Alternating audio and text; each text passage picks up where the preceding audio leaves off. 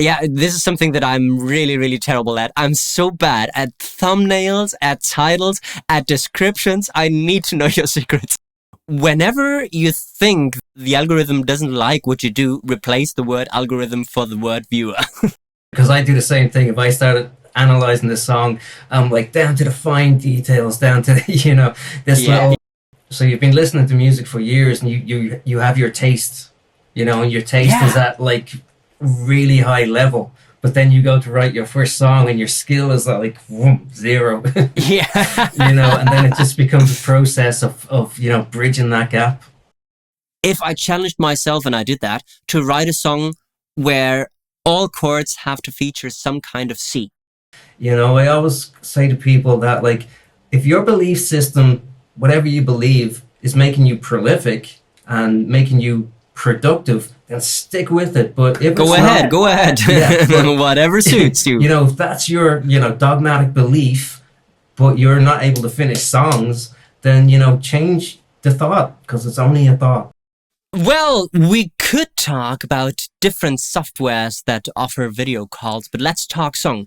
Today, I have the great privilege to be talking to Tony O'Neill from Songwriters ChopShop, a channel that I very much look up to, a channel that it just so happens decided to do songwriting stuff, something that I really, really love. And among fellow songwriting YouTubers, there's a couple of questions that I'm really, really interested in asking, and especially in the answers. So without further ado, let's get going. You lost the ground beneath your feet. You lost your balance and... First things first. How does one get the idea to start a YouTube channel on songwriting? Not that I would know.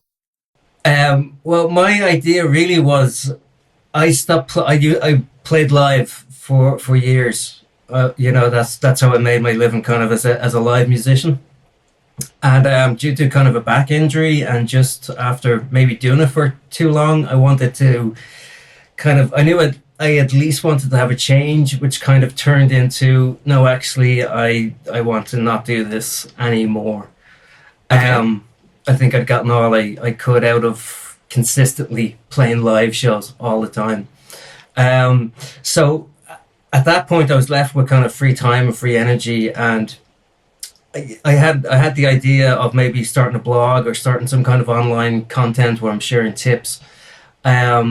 Really born out of the idea of, what would I have loved to have known when I was starting out as a songwriter. Oh, cool. Yes. Mm-hmm. And it was kind of that was the kind of attitude I approached it with. Well, when I was starting out, if I knew this or that or this, if I had the understanding that I had now, that I wonder what those, early songs would have been like, or I wonder I could shave 10 years, 5 years, 2 years off someone else's songwriting journey with what I've picked up over, what was it, 2-3 decades of being a musician and writing songs. I was like, it's worth it. And that's really how it started. That's what gave me the idea. Stuff you wish you had known earlier. Yeah. Basically, So I assume that while you pick up so much over the years as well. And you don't even realize how much you've picked up. Oh, absolutely.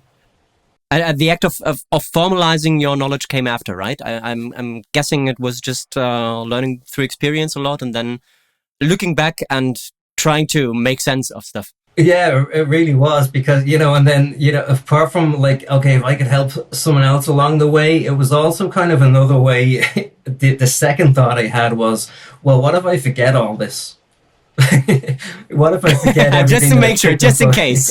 So it was kind of half of my own kind of journal, things that I've picked up. Oh, absolutely. I can very much relate to that, as we already talked about earlier. When I do YouTube videos, the fact that I sit down and prepare or not prepare and just do stuff on the spot helps me remember stuff and say, oh, yeah, this was something that you could do. Cool. I totally forgot about that. Yeah, it really is. It's like the old saying, if you want to know if you know something, try and teach it to someone else. Oh, absolutely, absolutely, Yeah. yes. So the challenge is to be always one lesson ahead of the learner, right? Yeah, barely. Yeah, if you're lucky, One yeah. sentence in one lesson ahead of the learner. That's Yeah, yeah, that's all you need, yeah. if I can get that Really, far, really cool. I'm good. So you quitting touring, that, what year was that? So that was, I guess, the beginning of 2019. I think actually, yeah, I think like 2018, like doing New Year's gigs and stuff like that. That would have been the last kind of, live shows that I did. And the channel was already up and running at the time, or was it something that you created after? I think the channel started in November 2019, if I remember correctly. So I've been kind of writing a few things before that, maybe a month or so before that, trying to get ideas together and get some blogs together and get some, doing keyword research. I don't know if Oh, okay. yeah, so it was kind of like I looked up how So to. you're that kind of guy. I figured, yeah, this is something that I'm really, really terrible at. I'm so bad at thumbnails, at titles, at descriptions. I need to know your secrets. Oh, it's. I wish I had some, but I figured like if I was going to do it, I wanted to learn some. How do you put stuff out into the internet and actually get people to watch it? Oh, absolutely, yeah. So I did, what's called keyword research, and I looked at some videos and read some stuff about how to do that. Turned out to be completely useless. But that's where, I'd done a couple of months of prep maybe of trying to figure out like what are the questions that are being asked about songwriting, Yeah. looking on Reddit, just, looking on Google, looking on forums and stuff like that. And kind of picking out, oh, here's a question that someone's asking, I can answer that. And that's how I think Reddit was probably where I started first of all, was answering people's questions on the songwriting forums. Cool, cool. Yeah, that's definitely something, because this is actually what the algorithm will go for, right? Supposedly, but questions is always a good thing to integrate in the descriptions or the titles. Yeah, absolutely. yeah. But then you get into the tricky business of there's one thing for people, and then there's one thing for the algorithm, and I still have not managed to figure that out. I read something really, really thought-worthy the other day. Whenever you think the algorithm doesn't like what you do, replace the word algorithm for the word viewer. Yeah, that's a great piece of advice. At this point now, I kind of, after the first couple of years on YouTube, I was really trying to, get in there and get views. And, I think I got a bit over fixated with the algorithm and, putting I can get that totally. the right I can get that words. totally.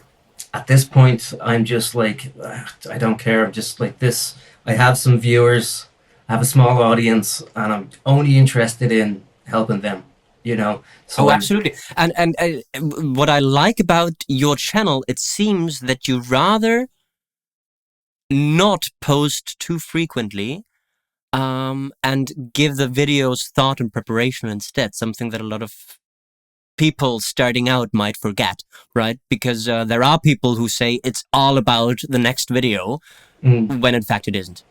Yeah, well, it is definitely starting out. I think posting frequently is definitely something that helps, because you're getting yourself out there in front of people. Yeah. For me, as we were just kind of talking before we started recording here, I'm so slow at creating anything.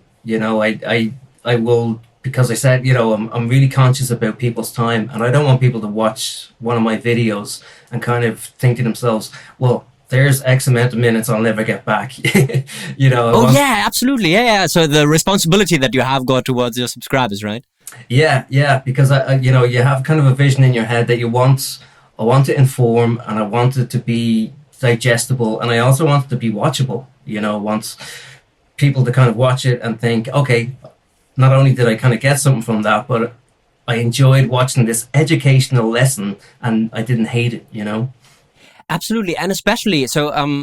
I think it's hopefully a bit with both our channels. It's education, but at the same time, also making the attempt to entertain. Yeah.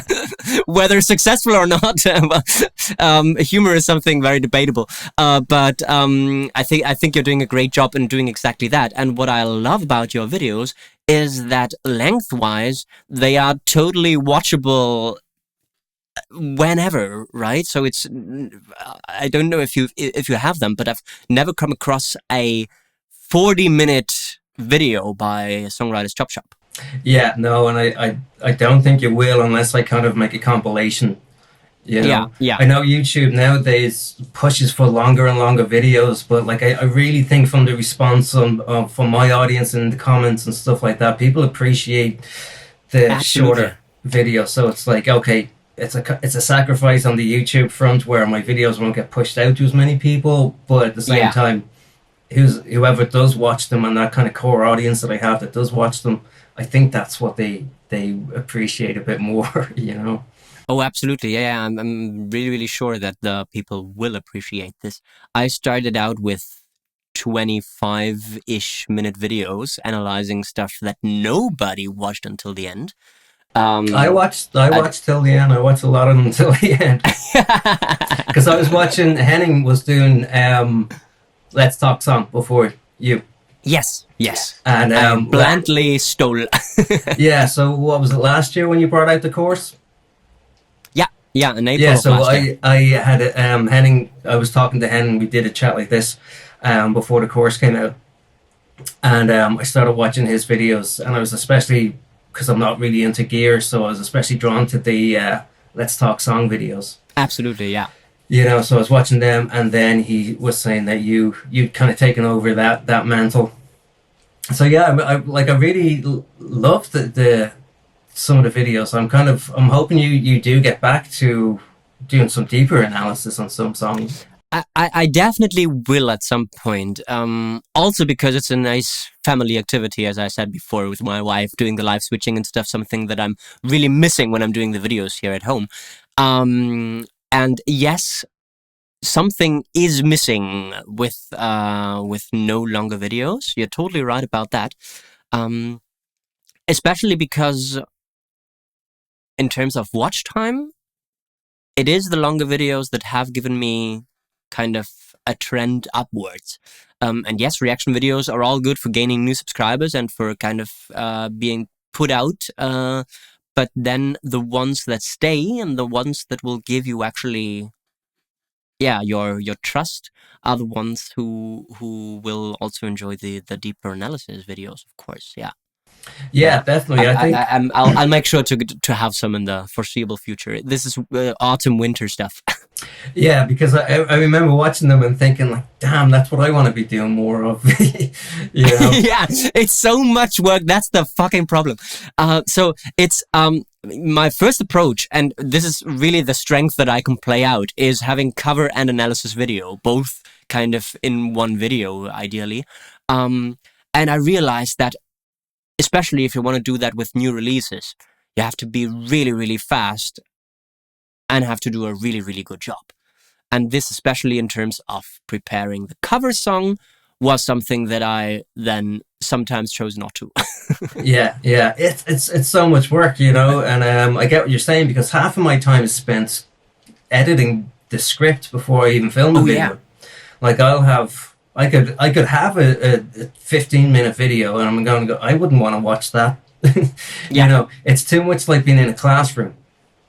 Absolutely, and this is something you can also not really fix in the editing, right? This is something that you can't really take out 3 sentences, cut them out, and expect the viewer to kind of still follow you. Yeah. So my that's something my like plan is actually to have a 3 video series for every song that I do, starting with a reaction video, something that will definitely stay on the channel because it's proven really, really valuable.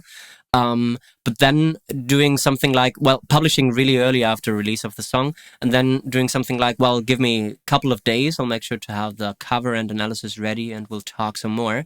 And this is something that I would actually really love to do. Yeah, I think that'd be great. To you do your reaction, you have your initial thoughts about it, do the cover, and then like get stuck into to kind of the main things that struck you about that song. I mean, you don't have to go into, because I do the same thing. If I started analyzing the song, I'm like down to the fine details, down to this little melodic rhythm, or this this syllable, and the, what its phonetic sound, and stuff like that. But I think what I've learned over the years is to kind of just take the main things and kind of leave the details out. Like I will kind of analyze the song and look at it in detail, but then if I'm putting that into a video, I'll try and go, okay, what are the three main things here that I want to talk about? Yeah, absolutely, yeah. What I really, now that you mention it, talking about the details and the phonetics and stuff, this is something that you couldn't help analyzing while doing the reaction video for my song, where you also went into the soundscape a little bit. Something that actually blew my mind, because this was definitely nothing conscious, but well observed. I don't know. I think it was about one of the verses who was kind of was kind of depressed in a way, and you spotted a lot of ooh sounds there, or something like this. Something that might have appeared unconsciously while writing, but really, really cool to have something uncovered in your own song. Yeah. There's it's. I think we all do it unconsciously, and I get a lot of comments like that on my videos. Like, no one's thinking about this when they're writing a song. It's like, yeah, no one is thinking about it when they're writing a song, but it's still there. Cool to spot it. It's cool to point it out, and it's cool to have that as a little tool in your toolbox if you need it. Absolutely. I think the Beatles are a great example for that. I don't think that there was a lot of intention at all, but a lot of genius. And people have analyzed Beatles songs over and over and have found new stuff every time around. So I'm pretty sure that you watched the Get Back documentary on Disney. I tried. I watched most of it. I tried. where you actually see that it's not three gods, four gods, kind of overanalyzing stuff. It's four friends in a room jamming around and agreeing on what they all like best. Yeah, it's great to see those behind the scene things, because it makes you realize, oh well, I'm not the only one that doesn't know what to do. Absolutely. So that's right. That's the problem, that we only get to see the brilliant bits and not the shitty bits that were in between. Yeah. I mean, and that's one of the things about analyzing songs. I mean, we get to look at the song after the fact, Yeah. So we get to pick out, okay, here's these syllables, these vowel sounds and all that kind of stuff, and here's the resolved or unresolved melodic phrases, and all those kind of things. But yeah, it's really by ear when you're doing it. Right. So even if it's not intentional, which I'm sure it very often isn't, there is still, might it be intention or intuition, something that tells the artist, the songwriter, well, that's cooler than the other bits that I am deciding not to include in the song. So some decision process has been made along the way. Yeah, well, I think it's that kind of thing of the difference between a formal education and an informal education. Yeah. And for most songwriters, I know for me, my education wasn't really that formal. I had a bit, but for me, it was like learning songs. Absolutely, yeah. And you pick up, you learn the songs you love, and you play them, and you copy them, and you write songs like them, and all that is, you're picking up these little bits and pieces, and you're picking up like what becomes your intuition when you start writing a song. Absolutely, yes. Based on theory, other people's theory, perhaps, yeah. Yeah. It's like that. Blanked on his name now. The guy, the gap between taste and skill. I don't know about that one. I actually haven't have this quote in a George Harrison video I did, but he's like, you've been listening to music for years, and you have your taste, and your taste is at like really high level, but then you go to write your first song and your skill is like zero. Yeah. And then it just becomes a process of bridging that gap. Yeah, it's just like the other day I heard, because we all know teachers complaining about students getting dumber and dumber every year. And it turns out it's not the students getting dumber and dumber, it's the teachers getting smarter and smarter, and the gap between them being bigger and bigger, which kind of is a win-win for both parties because nobody really loses their face there. Yeah, well, I don't know about, it's very debatable, but I think it's a lot to do with how things are taught in school. Absolutely. I think because of the internet, because of, things have moved so fast that things need to be approached differently to communicate information. And that's like something like YouTube is great, because if you want to succeed on YouTube, not only do you have to, inform people, but you have to do it in a way that they're going to want to watch, Absolutely. And here is the thing with the algorithm. The algorithm knows the viewer's preferences, but it doesn't really know the viewer's proficiency in, let's say, songwriting. So it will push the same video to a songwriting beginner, the same as to a songwriting pro. And the trick is to deliver content that will suit all people in the audience. So and I think this is something that you are really great at. I wouldn't consider myself a songwriting beginner. I watch your videos. I see that they are kind of intermediate with stuff for both edges. Let's just say that, right? It's not something that you kind of can. Well, I don't know. Can you binge watch Songwriters ChopShop when you go from zero to wanting to be something? Is that intended?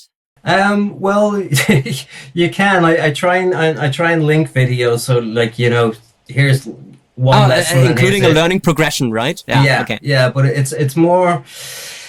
I don't know. I think if you watched, one video and applied what was talked about in that video, it's better than binge watching 3-4 hours of the content, But I always try to, okay, here's a lesson and say how to write, a verse. Let's say, I don't think I've ever made that video, but here's how you write a verse. Would be a good idea. The next thing you want to learn how to do is to write a good chorus. So, what's this next?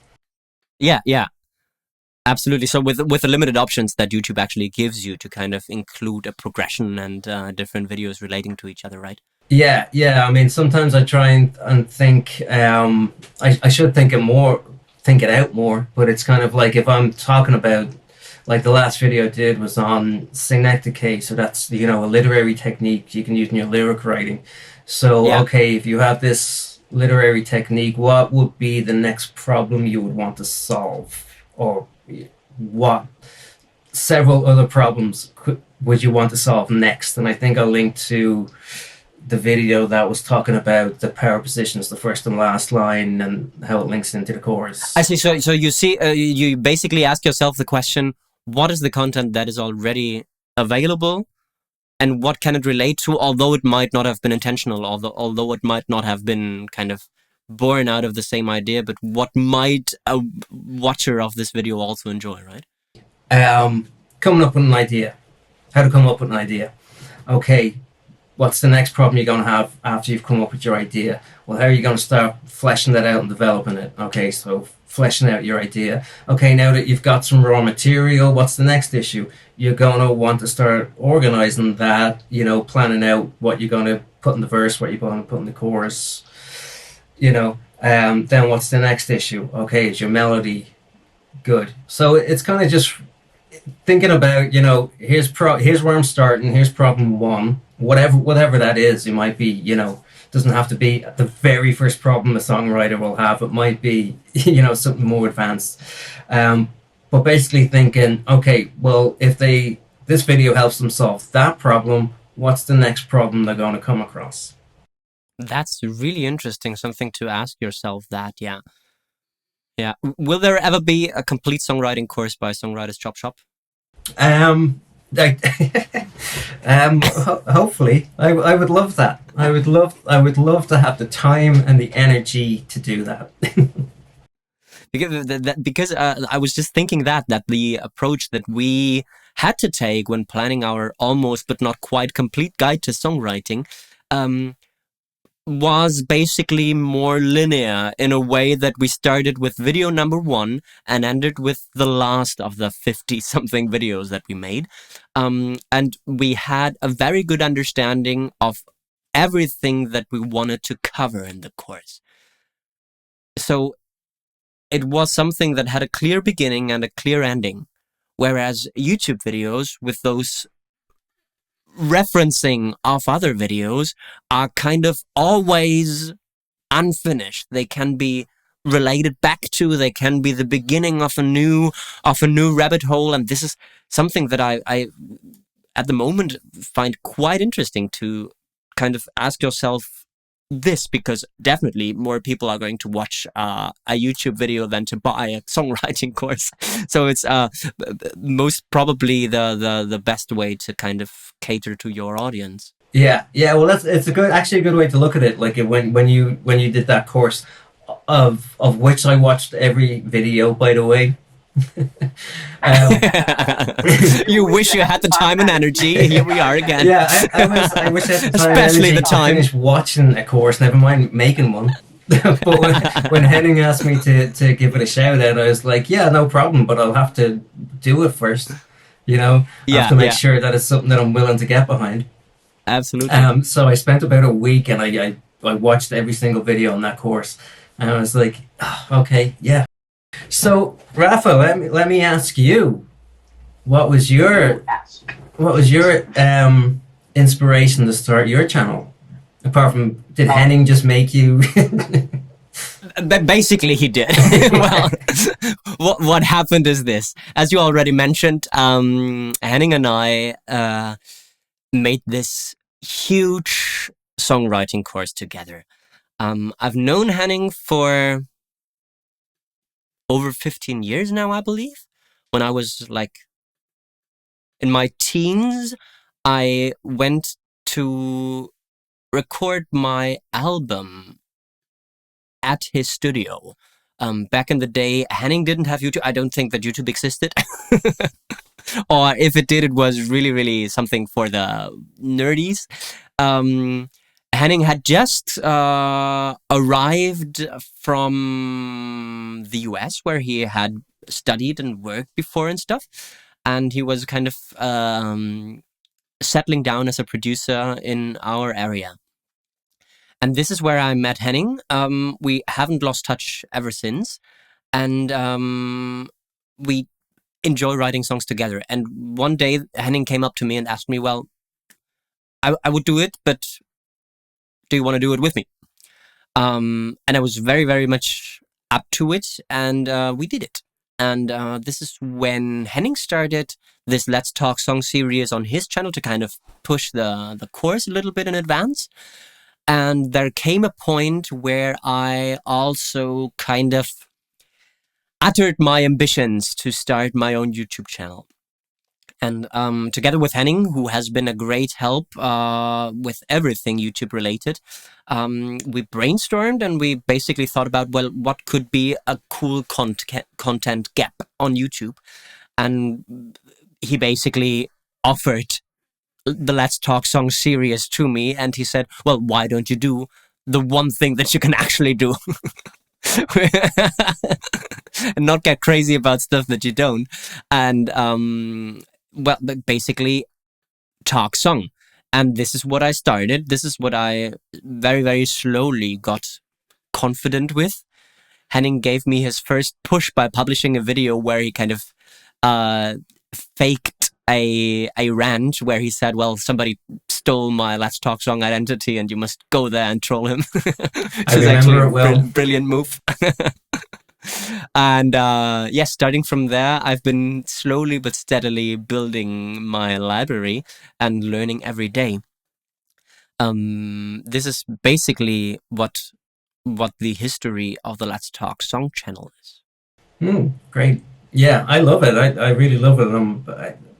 those early videos, I know I keep going on about the, doing a deeper analysis, but like I have to go back to those. yeah, it'd be great to get Henning in on some of them as well. That'd be really cool. He'll cameo whenever. Yeah, absolutely. This is what I meant by saying this is going to be an autumn-winter project, with me hopefully having a bit more time at my hands, with Henning being freed from his Gear Street responsibilities. There is hopefully room, definitely, and time as well, for going a bit more in depth once again. Yeah, absolutely. Yeah, because it's great. That's something that I kind of, I think would help me a lot, if I communicated more with other songwriting coaches and people like that, because I just tend to go into my own little bubble and kind of hide away. Yeah, in the shadows. same here. But it's like I kind of there's not a lot of us out there, so it's not that we could relate with a million people around. But it's the typical kind of creative type of person who kind of just goes into their own little world, when really we should be networking and communicating a hell of a lot more. This is the funny bit about Henning and me co-writing stuff, because we both actually by nature are very not good with people. You don't have to explain that to me. and tend to go into those rabbit holes all by ourselves. But then we seem to have found a way with our weirdness, with our collective weirdness, to kind of make something possible together. And this is something really, really horizon opening. So whoever might be watching this, whenever you have got a chance to co-write or also to kind of share your creator ideas, whatever, use it, because it's very, very valuable. Yeah, absolutely. I totally agree. I think it's way too easy for people like us, for songwriters and creatives in general, just to kind of go in, to your own, like I said, into your own bubble, and it's not the way. It's not the way forward. Absolutely not. The thing is, I don't know about you, but me having all those musical experience in bands, I know that musicians can be a pain in the ass, which is why I understand people. Which is why I understand people completely shut out of the world and wanna be by themselves, and it just so happens to be the people who turn into YouTube creators. yeah. It's so there's a high overlap between those two categories.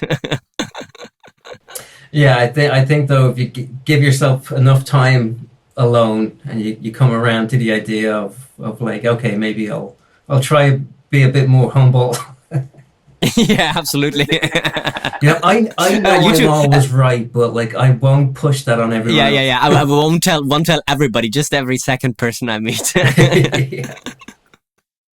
Actually, being a YouTube creator can also be that very humbling experience that I needed, because it's really hard to kind of win people's hearts through the camera. Yeah, that's another thing. It's because I think there's always, I always get the impression even people that regularly watch my videos are still like, remind me why I should listen to you. Yeah. But well, nobody's forcing them. This is what I tell people commenting. Hopefully nobody is tying you to a chair and making you watch Let's Talk Song. If you don't like it, please leave. Yeah, that's my attitude. And like, it's kind of like, if I say it once, I'm gonna have to say it in every video. But it's like, don't take my word for it. Go and try the thing I'm talking about. And if it works for you, and if it doesn't, move on to the next. What I heard about the biggest difference between music and sports is that in sports, especially if you are a football supporter, you have to pick one team, right? You are a diehard supporter of, I don't know, Real Madrid, Manchester United, you name it. And there is no room for anything else. In music, it's the opposite. In music, you can have so many favorite bands at the same time. And for songwriting teachers, it's the same. You can have a lot of different songwriting teachers where you just pick whatever you please from the different ones without having to kind of say, well, this is the one that I follow like a guru or something like this. Luckily, we are beyond those stages. Oh yeah, like I'm like that myself when I watch, like if I watch a video a topic that I'm interested in, like I'll watch several different creators talking about that topic, you know. Absolutely, absolutely. You know, it won't just be like, what's Rick Beato think about, you know, this thing? I'm going to be like, what's Adam Neely also think about this thing? And, you know, what's 12 Tone talking about when it comes to this subject and how to write songs? And, you know, I'll watch everyone, you know. And it seems they lean on each other's content to create themselves. This is the thing that I find really, really interesting about those three huge channels that you just mentioned, that they seem to be very, very narrow, or they seem to have a very narrow overlap of videos. So apparently they do research. Oh, Rick Beato is posting something tomorrow. Let's find out what it is. Let's do something very similar so that people can actually have a variety of opinions on the same thing. Yeah, it's great. Absolutely, yeah. Cool. What else? Songwriting habits. Songwriting habits. Yeah. Coffee. Is coffee a habit? Yeah, always useful. Coffee and pretending that I only have to do this for 5 minutes. Oh, that's a good one, yeah. Yeah, just kind of like, instead of going, it'd be easier not to write a song. And just going, look, let's just give it 5 minutes and see what happens. And then, of course, 3 hours Most of later, the time it won't stop, right? Yeah. Yeah, really cool. Yeah, that's a great motivation booster, right? Yeah. I think that the beginning is the hardest thing, you know? And that's like, for me, that's one of the things that I've come up with so many exercises and little, you know, that I use to prompt myself, where I'm just like, I don't feel like doing anything today. Okay, well, let's just do one of these exercises for 5 minutes. And that turns into an hour or 2 hours. See what happens out of this one. Yes, I'm starting to create a series on YouTube that is titled "How to Write Songs If You Don't Whatever." Right? So it's how to write songs if you don't know how to play an instrument. How to write songs if you don't know music theory. I'm planning on doing how to write a song if you are terrible with lyrics. What tools are there available? But also have this as a simulation and challenge for my own songwriting stuff. Right? So I heard about guitar players just randomly changing the tuning of their guitar so that they feel like a beginner again. This is something that is kind of really, really cool. Something that also goes along the lines of this challenge thingy, exercise thingy, to keep you going, to get you started. Something really, really valuable. Yeah.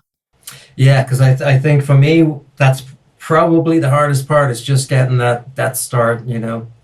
Just getting over that hump and that little kind of like, you could do something else instead. You could just, you know, sit on. And the thing is that I'm not sure that people will know, or I'm pretty sure that people won't notice that a brilliant song has resulted out of an exercise or a challenge for yourself. Because this is what I thought at the beginning. Well, if I challenged myself, and I did that, to write a song where all chords have to feature some kind of C, won't people notice? Of course they won't. Yeah.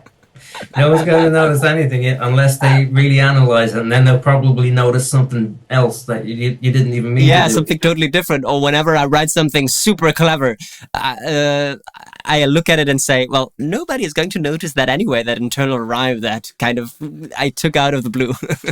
Yeah, so it's basically just for yourself, right? That's another thing. It's like, if you pick maybe one or two things, you know, like one or two of these songwriting tools or techniques, and make that your focus on writing a song. Yeah.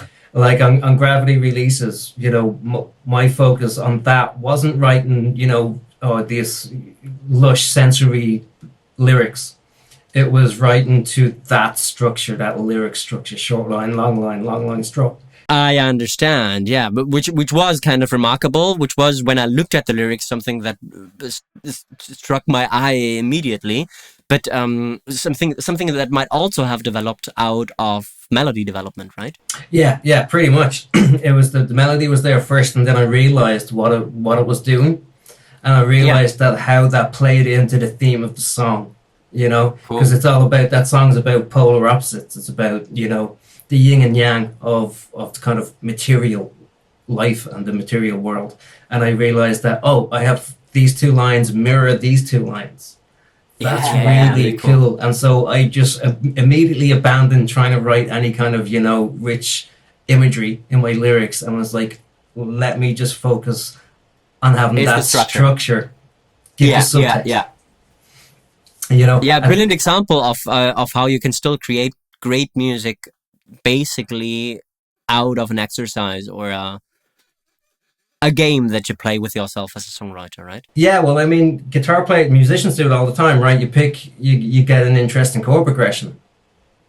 Yes. You know, you start writing from there. Well, why not do that with like a rhyme scheme? You know? Yeah, absolutely. Yeah. Why not do that with a certain amount of syllables in each line, you know?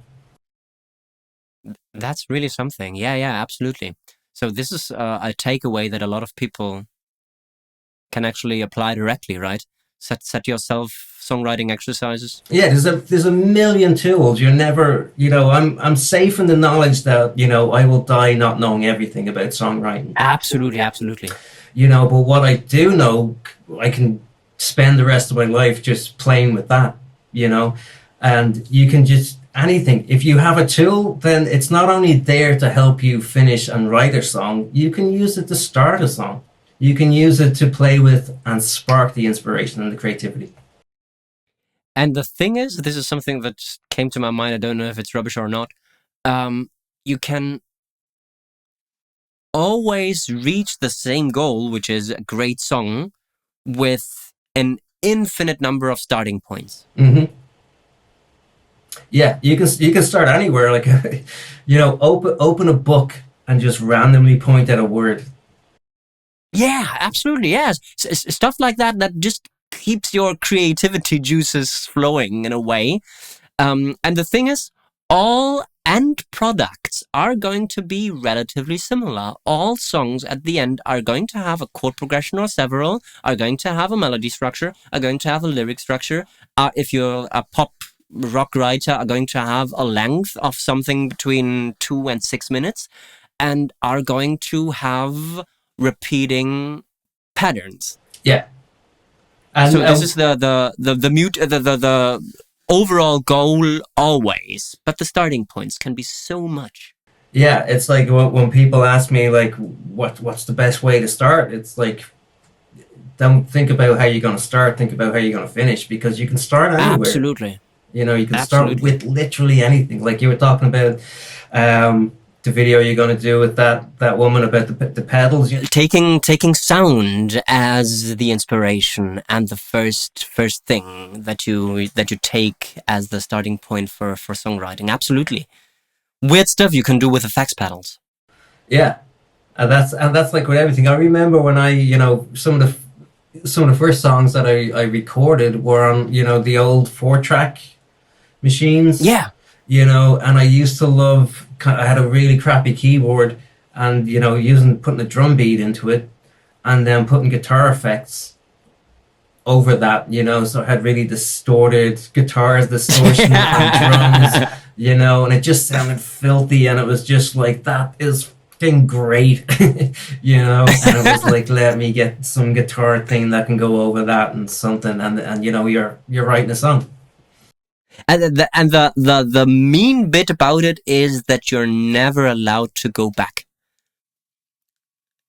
You are never allowed to kind of go back to the first recording experience and still like it the way you liked it before. Yeah. So the magic of the moment is totally lost, and when you listen back to it like 20 years later, it's more likely to be self-embarrassment.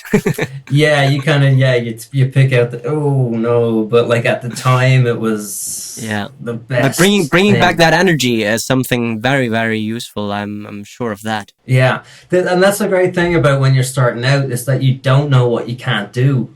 So you do everything and anything, and if it works, it works, and you'll get a spoon and bang it off your guitar, and if it sounds good, absolutely, you use it. You Yeah, know? the doubts come the more you actually learn, right? Yeah, the more you know, it's like, no, I shouldn't do that. But luckily for me, I've known a few people that kind of have degrees in music, you know, Yeah, have music absolutely. degrees, and I've seen how much. And I'm not saying that everyone does this, but these particular people that really stifle their creativity because they took it all as gospel. It's like, oh no, you can't do that because you're not supposed to do this or you're supposed to do that, and you know, and I'd be writing with them, and I'm like, but I am doing it, and it sounds fucking great to me right now, so I don't care what your music theory says. Yeah, absolutely. And the beautiful thing about music and its development through history is that every once in a while people dare to do things differently. Mm. Yeah, it's great. Like, and that's like one of my things is that I'm always learning little bits in music theory, but I'm happy not to know too much. You know, just Oh, in absolutely. case. And there is too much. Yeah. Yeah, just in case I ever kind of substitute that knowledge for just pure creativity. You know, just Yeah, pure. absolutely, If it's absolutely. the only rule in songwriting, if it sounds good, it is good. That's it. And again, the ending point might be the same between somebody who has got a really, really broad musical background knowledge and somebody who just fools around and finds stuff that sounds nice. Mm. I hope that some of the music theory is also based on the question, does it sound nice? And Yeah. so the meeting point might just be that great song that two people are writing coming from different backgrounds. Yeah, yeah, but I'll never disrespect music theory because, like, I'd say 75% of the time, it's what gets me over the hump, you know, of when I'm stuck. It's like because I know things, because I know a literary technique, or because I know some music theory, or because I know something about songwriting. It's now I can get unstuck. And I think this is what kind of makes your work on YouTube very, very meaningful, because there are still so many people out there saying you can't teach or learn songwriting because it's all divine intervention. When in fact it's a craft just like any other, right? A Yeah, but craft where you it's can both. develop your skills, where you can of course maintain as much inspiration and talent as you want. This is the great thing about music, that you can kind of compensate or overlay, if you will, between knowledge and talent or inspiration. But I get, I try to not get too mad, but I get really annoyed by people saying, who are you to call yourself a songwriting teacher? A. And B, songwriting can't be learned anyway.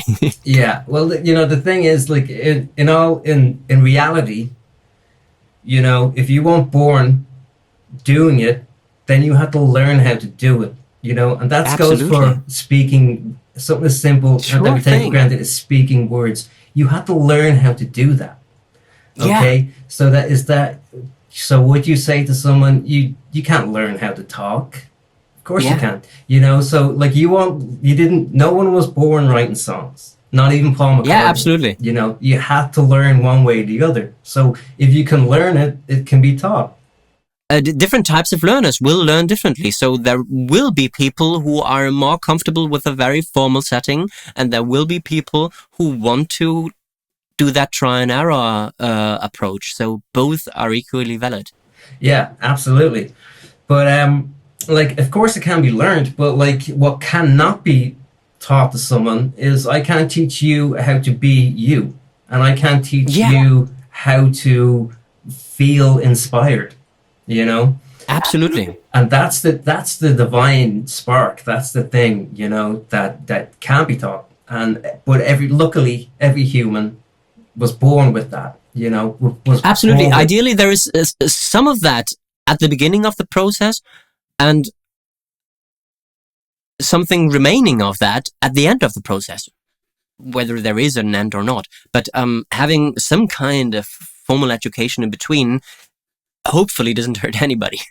Yeah, it's like John Mayer, I think, put it nicely. He was like turning information into inspiration. You Oh, know, yeah. and that's like just what we were talking about there, where you can have an exercise, a rhyme scheme, a bit of music theory, something like That's information, and you can just, you know, hit it with your creativity, play around with it, and all of a sudden now it's inspiration. Absolutely, absolutely. And I think this is what makes the greatest of all artists, so the ones that are actually able to combine those two realms, so to say. Yeah, and that's the beauty of it. Like you don't have to know what it's called to be able to use it. That's it. Yes, play that one. Okay, Yeah. I'll do. It makes it a bit easier to kind of know your chord names. Yeah, you know, you don't need to play the one that breaks my index finger. What I mean, bar chord, yes. Play the claw one. The claw, the spider. Yeah. But that's what's great about it. And like it should be that way, you know. Like to say no, it's only divine inspiration is like, yeah, but like just think about how much you're cutting yourself off from when you are. That's it. You know, so dogmatic about that belief system. You know, I always say to people that like, if your belief system, whatever you believe, is making you prolific and making you productive, then stick with it. But if go ahead. Yeah, whatever suits you. You know, if that's your, you know, dogmatic belief, but you're not able to finish songs, then, you know, change the thought, because it's only a thought. You know, a belief is only a thought. Absolutely. Them rise up in rebellion when you're alone against the world, when you're denied